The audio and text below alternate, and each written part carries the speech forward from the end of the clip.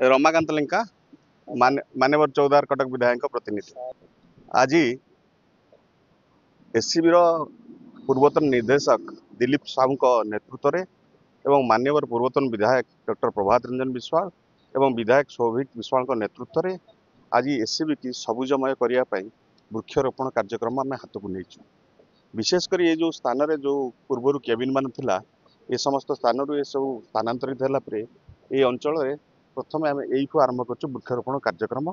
समग्र एससीबी को सबुजमय कर प्रयास रगामी दिन में आम विशेषकर औषधीय वृक्ष को लगाऊ यथा निम्ब एवं साहाडा अँला आदि औषधीय वृक्ष मान लगाऊ एससीबी की सबुजमय करने सहित चौदार कटक अंचल आमर वृक्षरोपण कार्यक्रम चली आगामी दिन में वृक्षरोपण कार्यक्रम चलो एससीबी सहित चौदार कटक अंचल को सबुजमय करने आमर कार्यक्रम जारी भवानी शंकर दास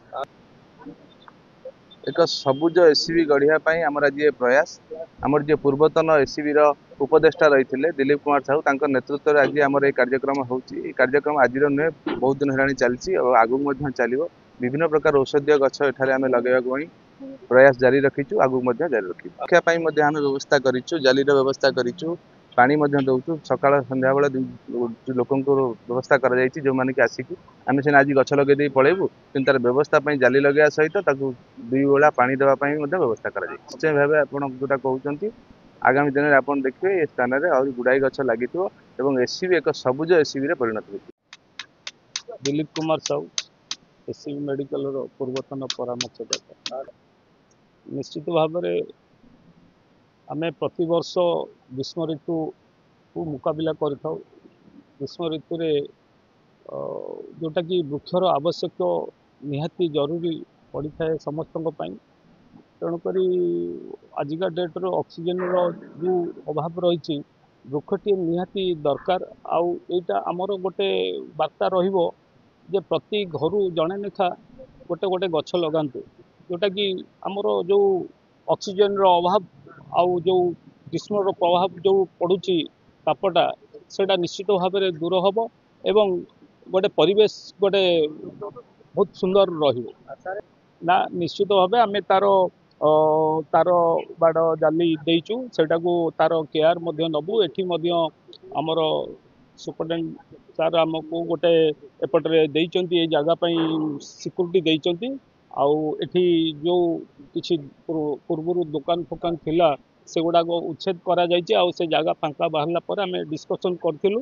आउ सुपरटेंडेंट सार मध्य कहितले जे ए जगहटी भल हम आउ एठी प्रथम सुपरटेंडेंट सार ये भी ये आरंभ होता आमर पूर्वतन विधायक एथरे आसिक वृक्षरोपण सहयोग करते निश्चित भाव में यहाँ समस्त को गोटे बार्ता जाऊ कि वृक्ष गोटे जीवन आउ समस्ते गोटे गोटे गछ लगातु। मो ना हूँ ममता बेहेरा